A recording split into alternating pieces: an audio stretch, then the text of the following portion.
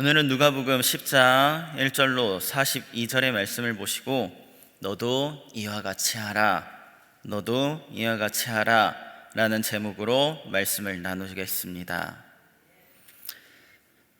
무엇을 하여야 영생을 얻을까 질문하는 자에게 주님께서는 대답하십니다. 하나님을 사랑하고 내 이웃을 내 자신과 같이 사랑하라 라고 율법에서 배웠느냐? 가서 너도 이와 같이 하라. 그리하면 살리라.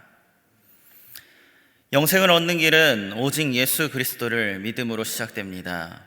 그러나 믿음의 길은 예수를 배우고 습득하여 끝나는 길이 아닙니다. 예수 그리스도를 믿는다, 그를 마음으로부터 주로 모신 후에 그에 따른 행위가 뒷받침되어야 할 것입니다. 믿음과 행함은 동전의 양면과 같아서 서로를 상생하게 합니다. 믿음 없는 행함과 행함 없는 믿음은 생명이 없습니다. 주님께서는 우리들이 영생의 길을 헛짚어 가지 않게 하시려고 자세한 길을 알려주십니다. 우리는 그 가르침을 따라 살아야 할 것입니다.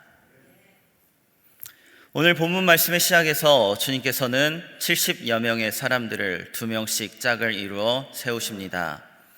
공생애 동안 본인이 늘상 그리하셨듯 하나님 나라를 전하는 일을 제자들에게도 맡기시며 파송하십니다. 주님께서는 제자들을 세상 가운데로 보내는 것이 마치 양을 이리 가운데로 보내는 것과 같다라고 걱정하시면서도 사명에 따라 제자들을 세상 가운데로 파송하십니다. 사명을 주고 파송하시는 가운데 몇 가지의 행동 강령들을 말씀하시기도 하시지요. 전대나 배낭이나 신발을 가지지 말라, 길에서 문안하지 말라, 집에 들어가며 그 집의 평안을 빌라 등 강령들을 말씀하시지만 이 모든 일들은 딱 한 가지를 위한 일이었습니다. 하나님의 나라가 너희에게 가까이 왔다, 이 사실을 전하는 것이었지요. 이때 주님께서 제자들을 파송하신 것과 같이 이 내용은 동일하게 우리에게도 적용되는 줄 믿습니다. 주를 믿고 따르는 제자들은 이 세상을 사는 동안에 우리끼리만 평안하려고 믿는 것이 아닙니다. 평안하다 우리끼리만 누리려고 주님 안에 거하는 것이 아니지요.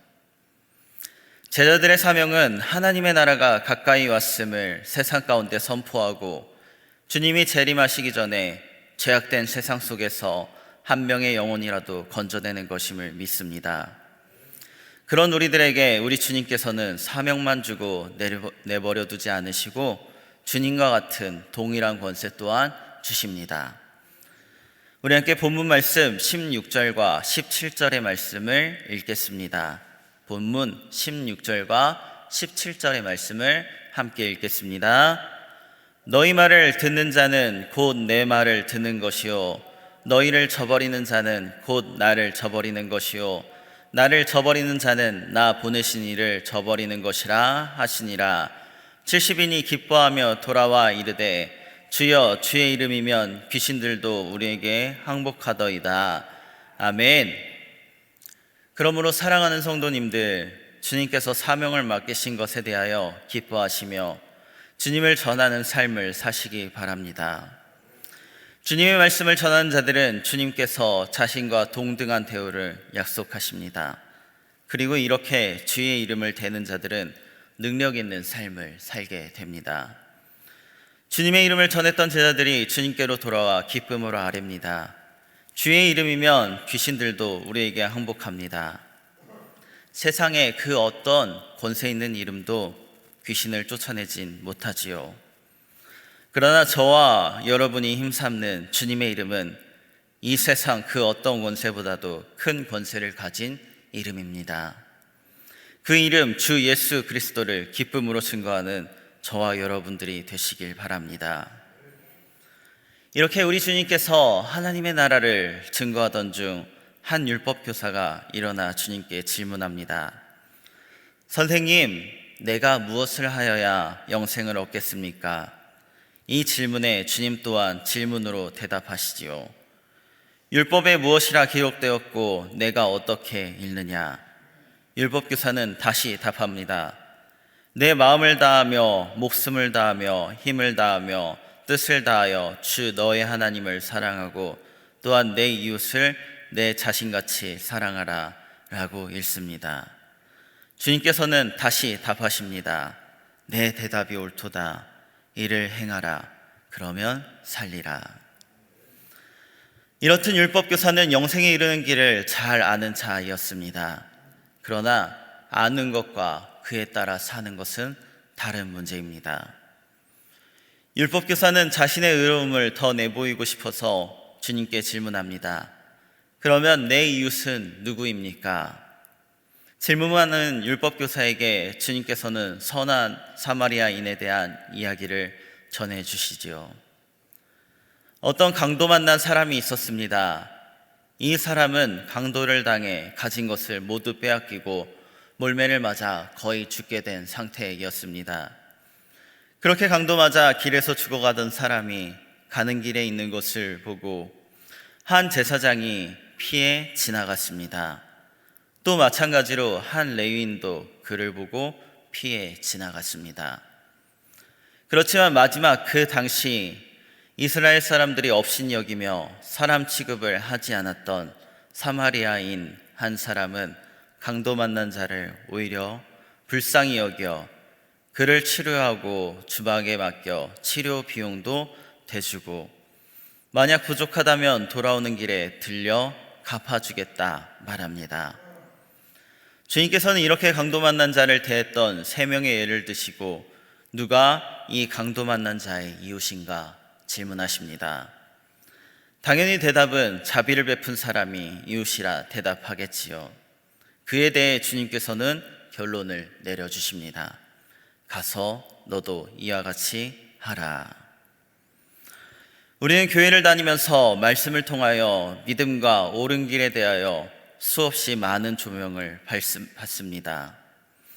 그러나 이 말씀이 우리의 안에 들어와 믿음이 되어 우리의 삶이 바뀌었는지는 살펴봐야 하는 것입니다. 믿음과 행함은 동전의 양면과 같아서 서로를 상생하게 합니다.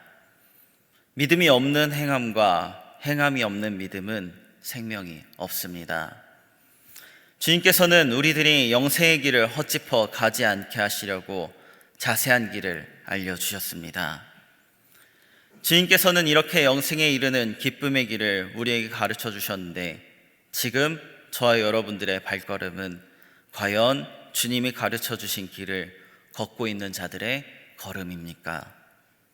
되돌아보시길 바랍니다. 우리는 지금 하나님을 정말로 사랑하며 살고 있으며 또 하나님께서 바라시는 대로 이웃을 사랑하는 삶을 살고 있습니까? 혹시나 나만 사랑하는 삶, 이웃은커녕 하나님마저 안중에도 없는 삶을 살고 계시진 않습니까? 돌아보시길 바랍니다. 돌아보시고 주님께서 들려주시는 말씀이 귀에 들린다면 주님의 명령을 따라 사시길 바랍니다. 가서 너도 이와 같이 하라.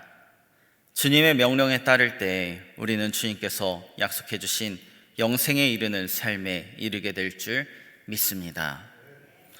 끝까지 주님의 약속을 믿으시고 말씀을 따라 믿음과 행함이 함께 가는 거룩한 제자의 삶을 사시는 저와 여러분들의 되시길 소망합니다. 기도하겠습니다. 사랑하는 주님, 오늘 또 우리에게 말씀을 통하여 주님의 사역을 듣게 하시고 우리 또한 제자로서 주님을 증거하고 영생의 길을 가르쳐 주시며 이와 같이 하며 살라 말씀하여 주시니 참 감사합니다. 말씀을 통하여 우리에게 다시 한번 조명해 주셨으니 이 말씀들이 우리의 마음속에 믿음이 되어 들어와 우리의 삶이 거룩한 제자의 삶을 향하여 나아갈 수 있게 하옵소서. 우리는 연약하여 듣고 행하는 것조차도 때론 너무 힘에 겨우니 우리 안에 함께 계신 주님, 우리에게 힘을 더하여 주셔서 말씀을 따라 살게 하옵소서. 주님께서 기뻐하시는 삶을 살고 싶습니다.